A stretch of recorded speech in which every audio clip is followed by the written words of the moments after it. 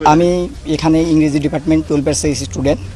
তো আমাদের এখানে যে ঝামেলাটা হয়েছে, এখানে অ্যাকচুয়ালি আমাদের কর্মসূচি ছিল অবস্থান কর্মসূচি। আমাদের উদ্দেশ্য ছিল আমরা মডার্নে গিয়ে অবস্থান করব, কিন্তু আমাদের যে এখানে ছাত্র সংগঠন আছে তারা আমাদের আগেতেই জানিয়ে দিয়েছিল যে অবস্থান, ছাত্রলীগ ছিল এখানে।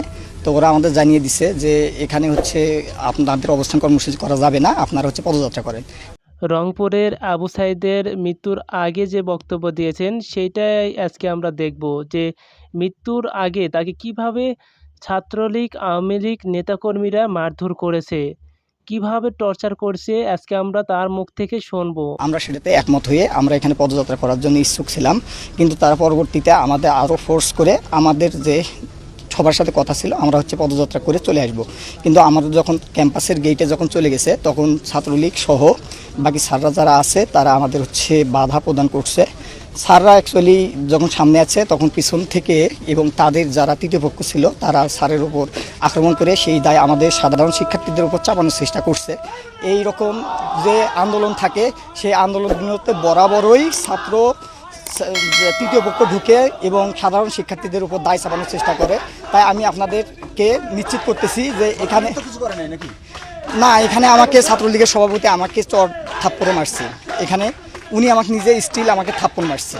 এখানে কথা হচ্ছিল আমাদের এখানে আমরা গত 9 দিন ধরে এখানে আমরা অনুষ্ঠান করতে সমাবেশ করতেছি। এখানে কোনো প্রকার আমাদের সাধারণ শিক্ষার্থী বিশৃঙ্খলা করে নাই, কিন্তু ওনারা আসার কারণে এই বিশৃঙ্খলা হয়েছে। এই দায়ভার সাধারণ শিক্ষার্থীদের না। আমাদের দাবি আমরা এখন বর্তমানে এক দফাতে পৌঁছাইছি, সেটা হচ্ছে সকল প্রকার অযৌক্তিক এবং সকল প্রকার অযৌক্তিক কোটাগুলো, বৈষম্যমূলক কোটাগুলোকে দূর করে প্রথম থেকে চতুর্থ শ্রেণী পর্যন্ত যথাযথ কোটা সংস্কার করা।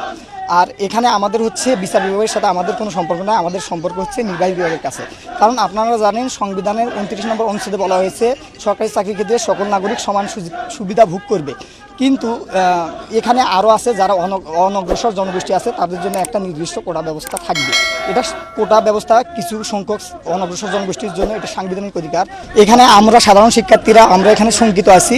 তো আমরা চাচ্ছি, সাধারণ শিক্ষার্থীরা চাচ্ছি যাতে আমাদের এই ব্যাপারে আমাদের পরবর্তীতে কোনো সমস্যা না হয়। কারণ এখানে যে সমস্যাটি হয়েছিল সেই সমস্যাটি আমরা সাধারণ শিক্ষার্থী দায়ী না। এখানে তৃতীয় পক্ষ ঢোকার কারণে, তারা বাধা দেওয়ার কারণে এই পরিস্থিতি হয়েছিল। সুতরাং আমরা আশঙ্কা প্রকাশ করতেছি। সুতরাং আমাদের আশঙ্কায় সারা বাংলাদেশের শিক্ষার্থীরা একমত প্রকাশ করবে বলে আমি আশা পোষণ করতেছি।